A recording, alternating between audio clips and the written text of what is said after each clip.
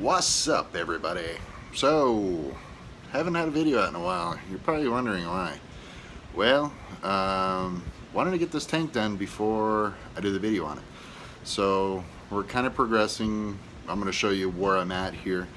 Going to be converting my 120 gallon South American tank into a 120 gallon reef tank. So I'm going to flip this thing around, kind of show you where I'm at, what the progress is, what am I doing. Still got some fish in the tank, so I'm gonna flip it around, show you the mess after I took everything out of here. So here we go, check it out. So right now I'm still draining, still pulling fish out of here, throwing them out throughout the tanks in the house. Got the filters turned off, canister filter turned off. The only thing I'm running right now is a sponge filter for these guys. There's not very many fish left. I've got some Macara in there, some Geophagus brasiliensis. Got all the Placos out, I think. I'm not sure. Maybe I have one left in there. I don't remember. And then I've got the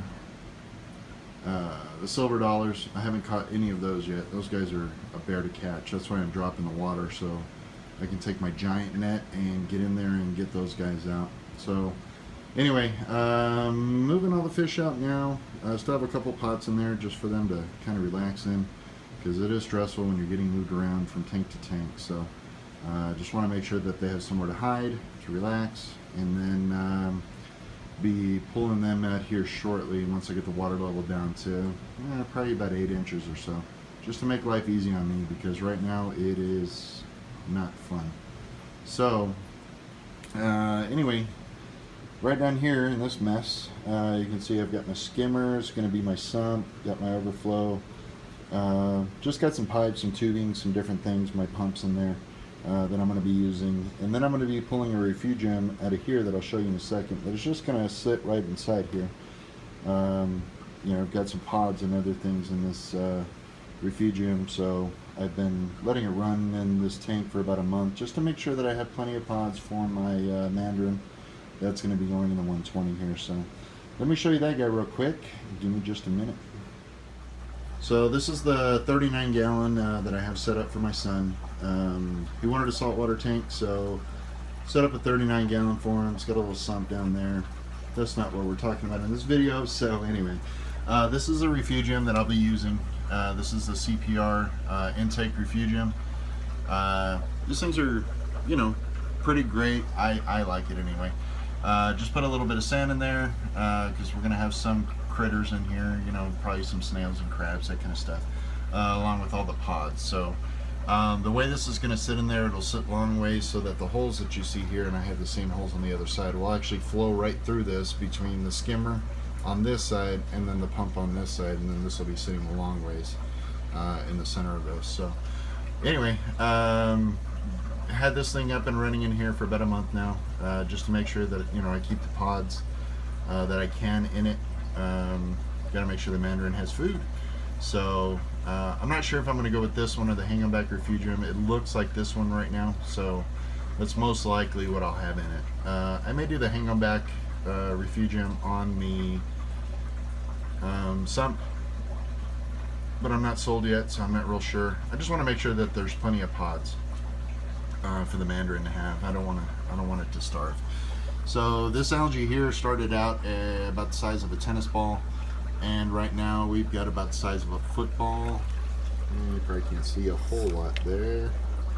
Anyway, you can see the refugium's pretty full on the bottom. Still growing out, but algae's been growing great. I've got 3 different types in there. Don't ask me what they are, because they all start with some crazy C and end with it's enough of this, something like that. So anyway, as I progress and get the tank put together, I'm going to show you what I've got going on in there. So anyway, for you guys it's instant. For me it's like, you know, a couple days, 2 or 3 days to get everything put together. So just to, you know, help me out by just staying patient on the video and watching everything as it goes through. Alright, here we go. I'm going to, next time you see this, I'll have the 120 cleared out and everything, the background taken care of. Okay, so if you're wondering how I'm doing the water in the 120. I've got my RODI unit. I've got it hooked up to my sink there, and filling up this little 40-gallon trash can. And I've been actually taking this water and filling it up into a bucket so I can keep filling this as I'm going through. And then I've got a super long line that I'll be using tomorrow to actually go from the end right here all the way to the 120 on the other side of the house, which really is not too far. It's like front door to back door kind of thing. So if we go through here, go through the hallway, and then the 120 is sitting over there. So you can see I've got a heck of a mess, and I've got a beautiful dog. Look at that puppy. So that's how long I'll be running the line from the tank there all the way back here, and then to the sink, so, or to the end of the RO unit. So, yep, that's where I'm at. So, that's how we're filling it up. You got a tour of the house too, well, sort of, kind of. So, got the background straightened out. Got some sand in my buckets as I was dumping water in here.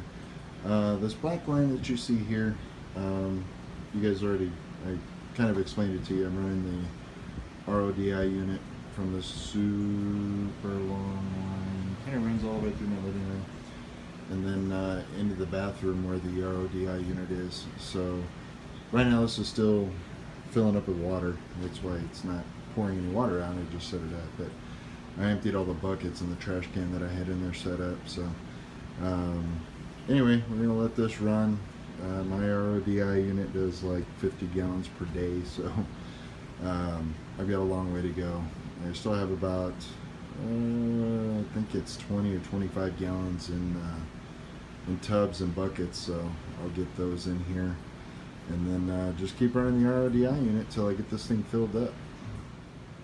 Alright, so I've added some sand. You guys see some things floating in there. I'm just kind of checking flow, seeing how things go here. I'm sorry, I added sand. I added salt. Got my salt in. That's why it looks so cloudy and hazy right now, but still mixing. I'm mixing it in the tank. Still got the RODI going, filling it up. And so for right now, this is where I'm at. It's going to take a while to fill this up. I'm about halfway now, so about 60 gallons. And the sump that I'm going to fill, I'm going to use the 30 gallon. I'm just going to fill it with that, and just kind of move everything over. So I got everything to temp, make sure salinity's the same. So as soon as the heater gets a little bit more submerged back there, I'm going to kick it on and you know, get this water heated up, and then I'll be able to start moving live rock and you know, maybe some invertebrate stuff like that in here. So I still got to get the overflow set up, sitting back here. It doesn't quite fit over the lip there, so I'm gonna have to get that fixed. And I'll probably just loosen it and then drop it and then tighten it back up. That's what it looks like right now anyway, so that's a little high for an overflow. It'll be overflowing out of the tank. So I am going to take the overflow and move it to this side. So I'll have my my downpipes going here, and then we'll kind of go back around this side and then inlet on this end where my skimmer will be, and then I'll have the refugium in the center, and then I'll have my return pipe over here. So I'm gonna have to modify a few things with the return, so I'll keep you posted on how I'm doing all that. So for now, this is where I'm at. No, he's not dead. Ooh, look at that. Anyway, what I've got here is,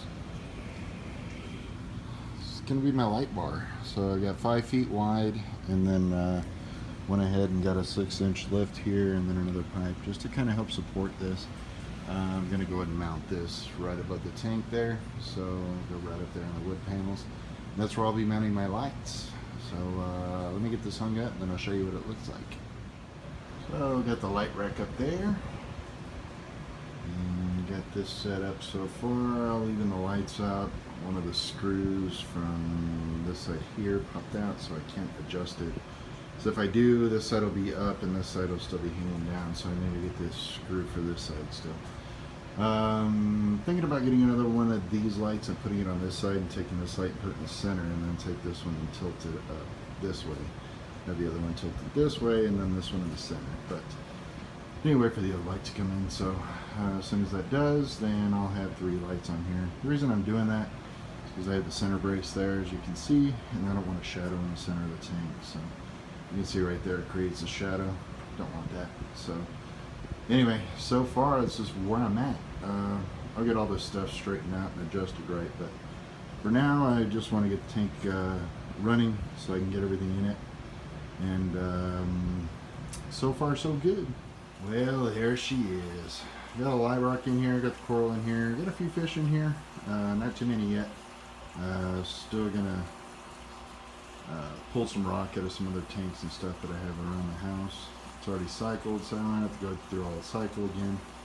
So anyway, got the black sand down.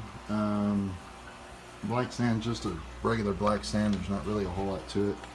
I did put the Carib Sea underneath it, so this is actually the rock or the pebble that goes underneath. So that's under the sand. It's just kind of layered in there real thin. All it's going to do is just help me with my pH and help my parameter stay straight. I do have the other light on order. Should be here next Friday. So when that comes in, hopefully I'll have the sump done, and I'll go through the sump and why I have to use this, and then the return line and all that stuff. So anyway, just to give you an idea of what we got going on up here. Sorry, I was messing with everything, so Zoa's kind of closed up on me. But got Zoa's and some other stuff up here. Dumped the cleanup crew up here. They're a little bit ticked off with me right now.